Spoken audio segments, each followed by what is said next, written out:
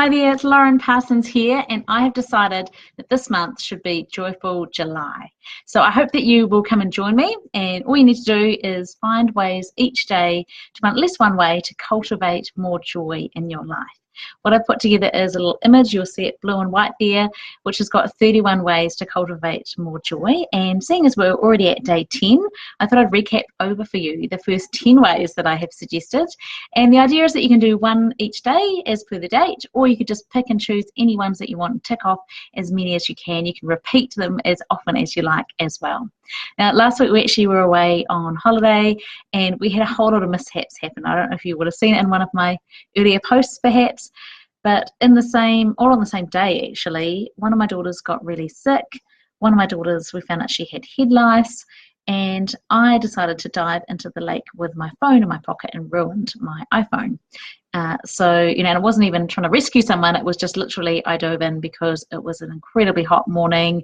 I'd just been for a run and the showers were not working at the time, but I forgot to take my phone out of my zip pocket. So anyhow, despite all of that going on, I found that we actually had a pretty good attitude, like an amazing attitude considering the circumstances. It's not great to see my daughter not feeling well, but overall we managed to deal with it and looked after her and still allowed the rest of the family to have some beach time before we headed straight home. We managed to we managed to replace my phone, which obviously cost money, but it was kind of like, well, hey, it's just money at the end of the day. And we managed, dealt with my daughter's head lice problem, which was not fun, but it's the first time we've had to deal with it. And her hair's looking amazing now. It's beautifully combed and brushed and washed, and we're getting on top of it. So I just wanted to encourage you that no matter what is going on in your life and where you are in the world, perhaps in New Zealand, it's cold and dark at the moment, I know, but you can still choose your attitude to the situation that you're in, and you can choose how you respond to it. So I want to give you real quick fire 10 ways that you can cultivate more joy yourself, and I encourage you to try these out today and over the coming days, and check out the entire list of 31 and join me for Joyful July. Now, if you haven't already, drop an emoji down below, let me know if you're joining me for Joyful July, or comment and let me know what's been your favorite way that you have tried out and tried to cultivate joy in your life. I'd love to hear from you. So my 10 ways. Number 1 is to have a 4-second hug with a loved one. This is something that I aim to do every single day, usually with all of my family members. And there's something amazing about a 4-second hug. 4 seconds gives you enough time to really boost your oxytocin level, which is your love hormone, and that allows you to feel more connected, more bonded to that person. So it's going to heighten and improve your relationships. It's going to make you feel great and make a real difference. So I encourage you to try it out, see what a difference it makes for you. Number 2 is to take time to be still. Now, this one I do find really challenging, if I'm really honest, but I also find it really rewarding when I do it. I love to be active and busy and doing things. There's always lots of things on my to-do list, and often that's the case, especially if you're like me, a working mum. There's so many things right from the moment we get up in the morning to the end of the day, and it's non-stop. So actually just taking some time out, just to perhaps lie on your bed, lie on the couch, lie on the grass and look at the sky for 5 deep breaths and just be still. Amongst the busiest of days, and even when you've got a long to-do list, it will help to recenter you, and it will help improve your physiology as well to help you be more calm, focused, and be able to respond. Number 3 is to praise a child. And actually you could use this to praise anyone, but perhaps you could praise your child, a neighbour's child, a friend's child, a grandchild. Praise is one of the best parenting techniques, one of the best relationship techniques, and one of the best management techniques available.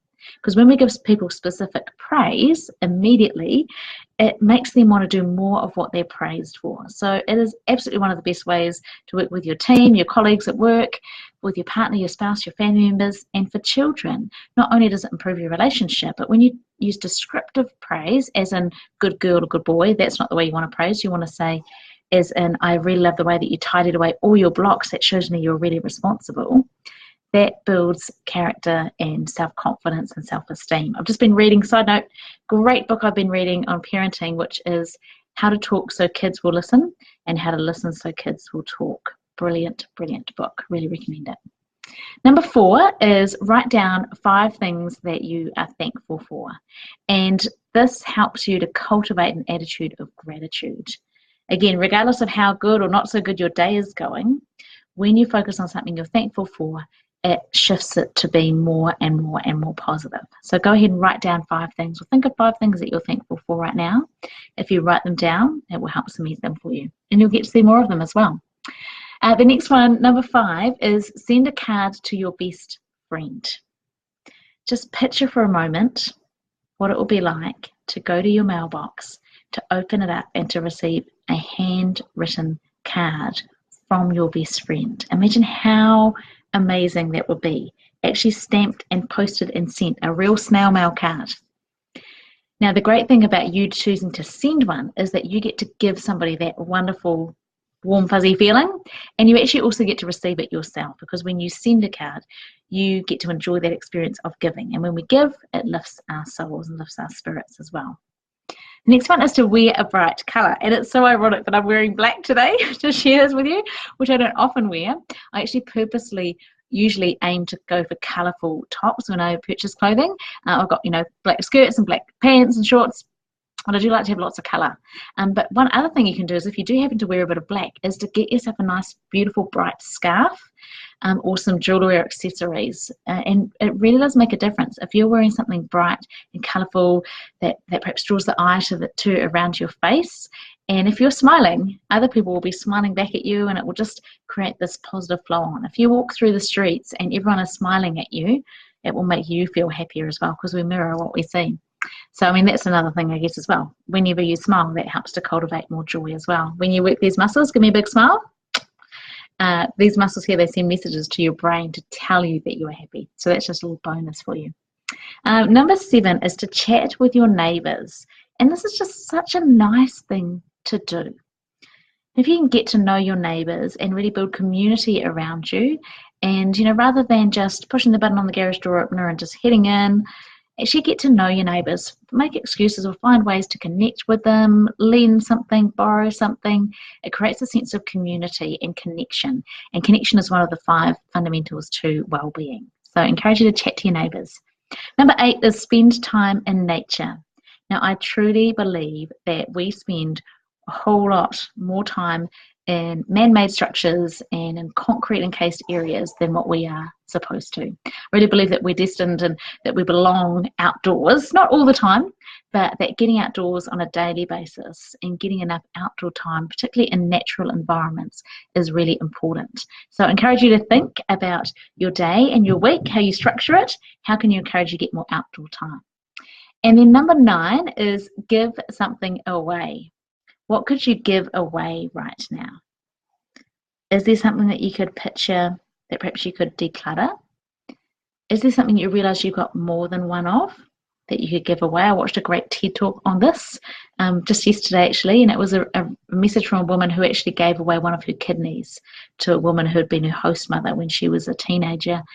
And she saved that woman's life. She saved her friend's life by giving her a kidney. And she talked about how, in life, we do so much that is so individualistic. We are, right from childhood, we are taught to be independent, to be grown up, to be able to rely on ourselves. But actually, we do so much more, so much better in life when we rely on others. I also just finished reading Sean Akers' fantastic book, Big Potential, which talks about this very thing, rather than small potential, which is individual success, big potential being when all of us come together and we succeed as a community and as a group. So think about, how could you give something that actually helps somebody else? What could you give away? Let alone the fact of decluttering and letting go of something will free you up and give you more joy. Giving to others lifts your joy. And number 10 is pull funny faces in the mirror. That's probably going to be the screenshot for this video, isn't it? So I invite you to pull funny faces in the mirror until you make yourself laugh, until you make yourself laugh out loud. And that will restore and bring you joy, because we know that laughter is the best medicine. So that was 10 ways that you can boost your joy, cultivate more joy right now. I encourage you to look for the post. Maybe I'll post the image down below this as well, so you can see all 31, and you can save that image, save it into your phone, have it handy. Just as and when you can, try to tick off as many of those as you can. And I'd love to hear from you and hear how it goes. So do post a comment below. Let me know what you've done for Joyful July. Let me know how you love to cultivate more joy in your life. And be sure to pop an emoji or post a comment below so that I can hear from you and know that you're with me, because I love to know that you're joining me for this. All right, have a lovely, lovely rest of your day, and I'll try and jump back in again and share some more of these 10, maybe the next 10 tips in the Joyful July series in another week or so. Have a great day. Talk to you soon. Bye.